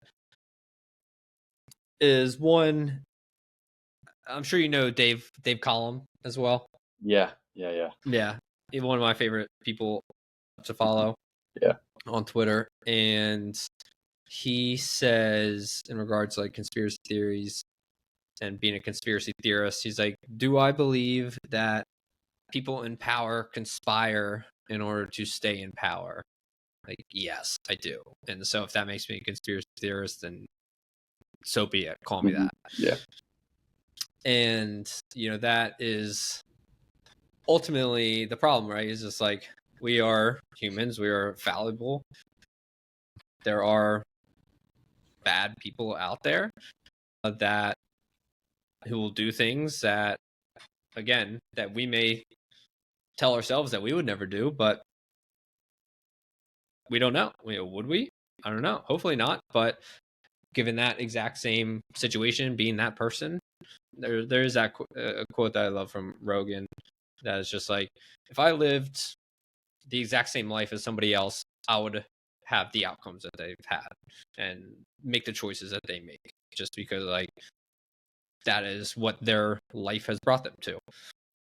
And to wrap all that back into the other part is, I love that phrase, culture war is going on in our hearts, because to that point, what we are trying to do as just humans is ultimately make ourselves fulfilled, feel fulfilled in our daily lives and what we're trying to do, and within that ultimately leads to people doing bad things that aren't what was originally intended. And for him to say religion is part of that, those other things that he mentioned in that passage, is just part of that. It's like a lot of people hate on Christianity just like any other religion, and I used to be the same person, and that same thing where, like I said, a lot of terrible things have been done in the name of Christianity, and yes, that is true, and there's no making up for that or admitting or saying that there's anything not wrong with that. But what I've really come to understand is that like the thing that actually matters isn't like calling yourself a Christian, because, you know, being a Christian can be Protestant, can be Lutheran, there's many different denominations and forms. And so it's not about being Christian per se, it's just like having a relationship with God, having a relationship with Jesus in this manner. That is what actually matters. And it's a personal relationship, just like you have a relationship with a person in your life, any other person. And coming at it from that lens has helped me get over some of those negative things and my just negative perspectives on religion in general, and kind of throwing in the baby out with the bathwater per se, and allowing myself to get close enough to try it out, and not kind of throwing everything away at the forefront because of the bad things that people have inevitably done, which is true.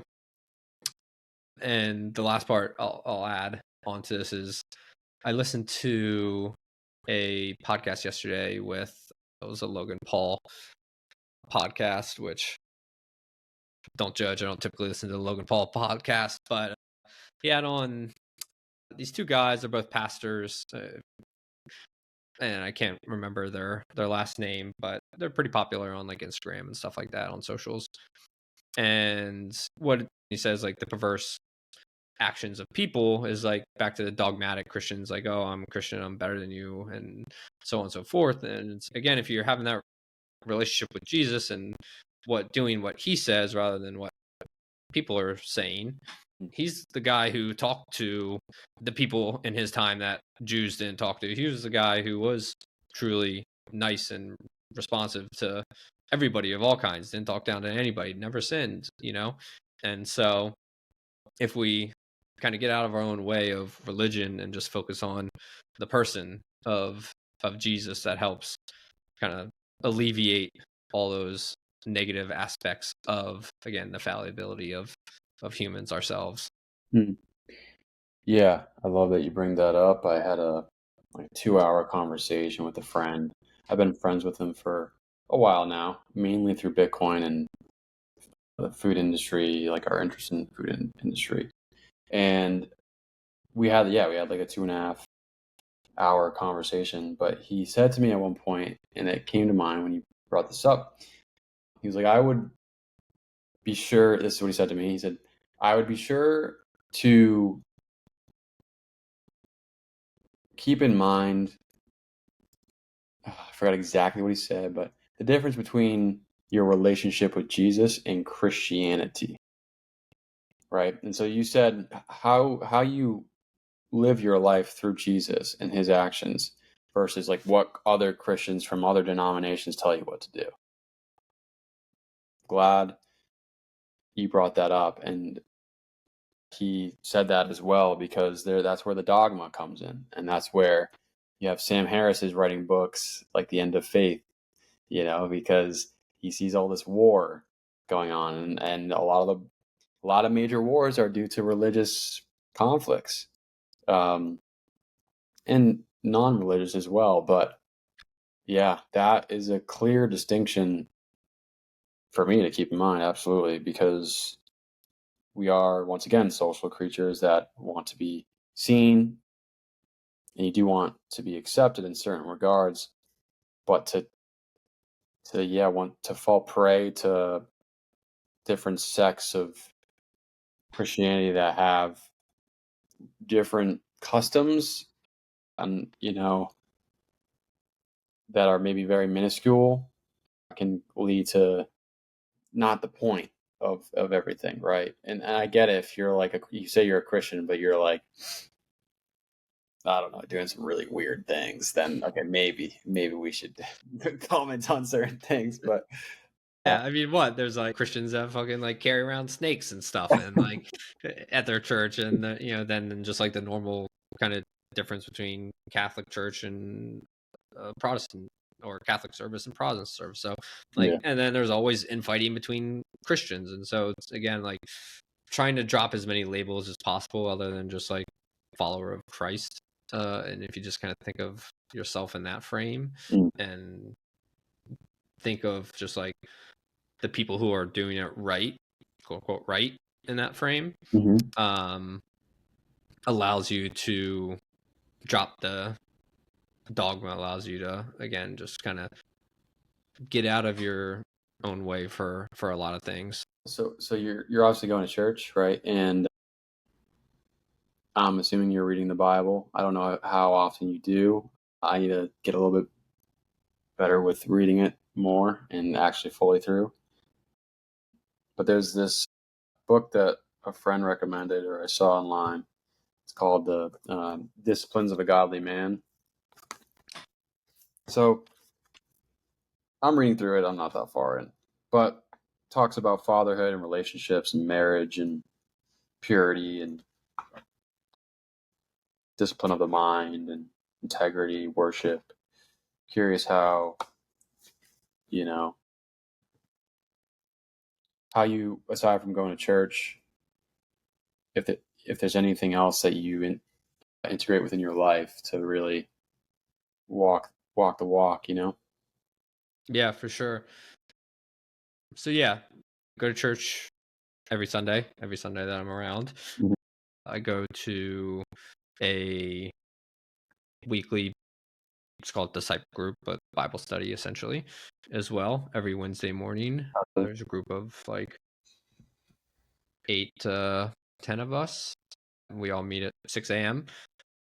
So what I liked about that group specifically is just like, if you're waking up at 5 a.m. to get to a place by 6 a.m. to talk about God, then like you're pretty serious about it and like intentional in it, and it means something to you.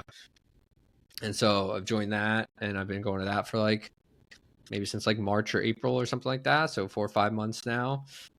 Read the Bible, not as much as I probably should be, a couple times a week. I've started listening to the Bible in a Year podcast. Mm-hmm. I do listen to that pretty much every day. Again, 100% perfect, but I'm on day like 43 of that. And I would say listen to it again pretty much every day. I miss a day here or there. Then on top of that, I listen to Timothy Keller service. So he has a podcast, Gospel and Life, that are just his old services. And they're dropped Monday, Wednesday, Friday. And so I listen to those Monday, Wednesday, Friday.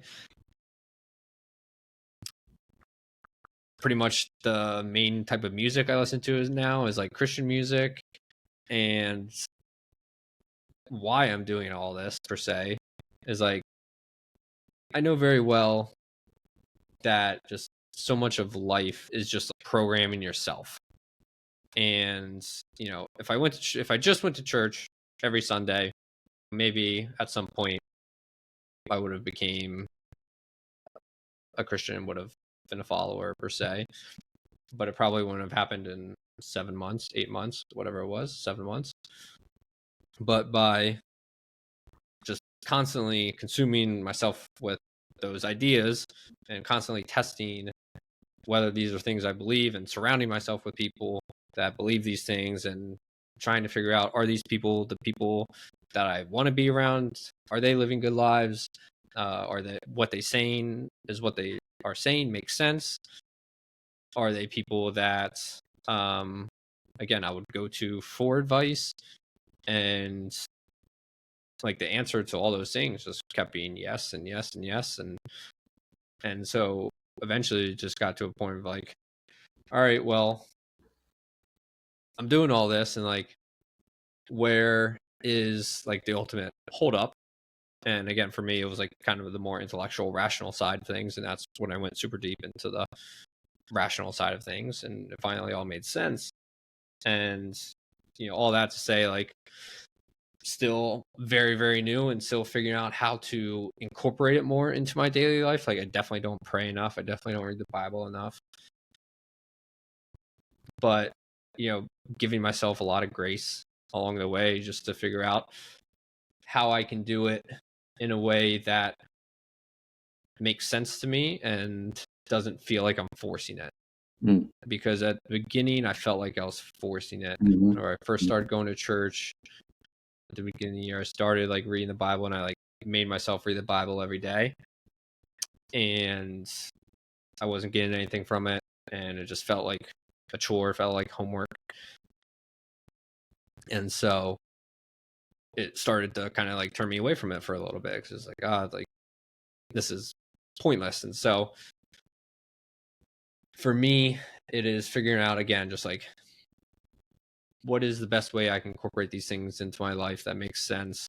How can I continuously provide myself with the beliefs that these people hold, and continually test myself and judge my own actions based off of all those things that I just said. And far from being perfect, of course, far from really where I would like to be, but I know it's a lifelong journey at this point, you know. And so just taking it day by day and being willing to give myself the grace and the forgiveness that God gives me, and just remembering that. And then again, like, seeing it work in other people's lives, I think maybe is probably the most powerful thing of seeing socially. You can do all the reading that you want, you can listen to all the stuff, and all that's great. You can even like go to church, and that's great. But like, if you don't have a group of friends, close friends, that are living it out themselves, it's hard to see like what the difference actually is. And just for like a quick example is my one buddy who originally brought me to church back in January, and at the time he wasn't necessarily like a full-on believer, but he's full-on surrendered and everything earlier this year as well. But he had been going to church for the past however long years, 5 years or so. And he was always a great guy, you know, one of my best friends. But to see the change in his life over the past 5-6 months now, and like how he handles himself differently, how he leads his family, how he is like an incredible father, great husband, incredible friend. And it's just like, okay, well, like, if it works for him, and then like the other person I think about is my grandfather. He's always been a devout follower, and he's like the best person I know. And like the man, if I could be half the man that he is, then things have gone right in my life. And it's like, so if it's like good enough for them and it leads them to doing great things, then like, again, let's drop the ego here for a second and just be like, maybe that'll work for me as well. And so let's give it a chance. And the final thing I'll say, which what Tim Keller said, which I really enjoyed, is that think of it as hiring somebody. If you're hiring an employee, you interview a couple people and you don't know that the person that you hire is going to work out and is the best choice. But what do? You hire somebody based off the evidence that you have, based off the research that you did. And once you do it, once you hire that person, you're all in on them. And like you go in and you give them their chance to do their best and you work with them and you teach them and blah, blah, blah. And so it's the same thing for, your faith journey. Is like, make a decision. Do you know what's the best thing for you? No. But make the choice, go all in on it, and say that like you did everything you could for a year, 2 years. Like you have to give yourself time to really see if it works out or not. Then after that time frame, then you can say like, oh, maybe this isn't for me. And so really that's like where I'm at. I am saying like I made a decision, a hiring decision, quote unquote, and now I'm committing to it fully and giving it its best opportunity to work in my life, and check back in 2 years and we'll see where we're at that point. Yeah, that's great, man. Yeah, there's a lot there.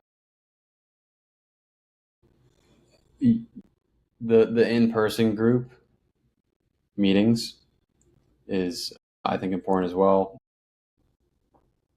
I'm a little, I wouldn't say behind, but like I haven't been in this journey as long as you, maybe. But I have found a men's running group, and I went to the first one last week. It was really cool. We ran 3 miles, then we go back to my buddy's place. And I think typically they actually read this book. It's called The Way of the Victorious. I haven't started it yet, but this time it was interesting. They'll take a break maybe from reading text or the book, or going over some of the books they're reading relating to Christ. And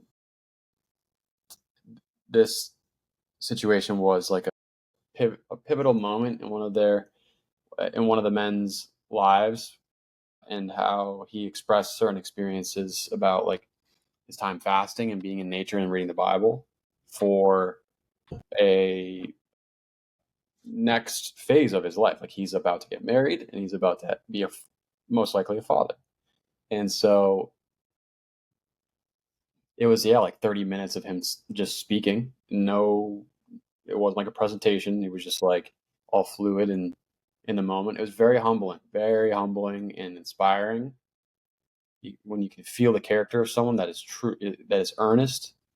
And so having these in-person meetings with and formulating other friends with other men too, I think is great, because becoming a father, or a father and a husband, and maybe accelerating in your career to a new leadership level, and let's say we both become big podcasters. We become really successful in that, and we're speaking in front of millions of people. Like, you want to check yourself, and it's not really something you can do by yourself, obviously. But like, some people think that, I do these weekly self check-ins, right? Mm-hmm. And it's way different than meeting in person with other people. And so, yeah, I think it's great, because I started listening. Our good friend Zach Homel has talked about this. He had a video. He posts a lot of videos recently on X, and just one of them was on drifting. a while back, and his example was, like he had a client that he was coaching or something like that, and that client was like every once in a while having a beer, like maybe every Wednesday, and then it became every Wednesday and Thursday, and then it became every Wednesday, Thursday, Friday, and then it was every day, and then you wake up 20 years later, you're like, where the fuck did it, like, how did this happen, and it may not just be, the example of beer or alcohol, but maybe scrolling too much or ignoring conversations or maybe not reading the Bible or going to church, like stop, like kind of hesitating to, if certain things happen in life and you're challenged and things come up and you kind of stop doing certain things, you lose motivation, stuff like that. You can drift in certain ways that are sneaky, real sneaky. And that concept of drifting has really recently stuck with me. And not to the extent where I'm beating myself up for missing a gym workout or whatever, but I remember that. And like that's kind of similar to people that might not be in the Christian faith, but like they're in the more longevity space of like, well, habits compound, and it's kind of the same thing, right? Like Mm-hmm. if you stop going to the gym for 2 to 3 weeks, it's going to be tough to go back. It's going to be a lot more challenging. So yeah, the concept of drifting is something that I've been keeping in mind, and how, those in-person meetings outside of just attending church too, is something that is important. And especially in modern times, like something that comes to mind, a friend and pastor, his name's Petey, he was talking about how we were just talking about parenting and phones. And he was saying how there's like older generations that are like, yeah, I know back in my day, I had these challenges when I was a parent. It's like, you didn't deal with these phones. This is a new thing. This is a brand new thing that we've never seen before.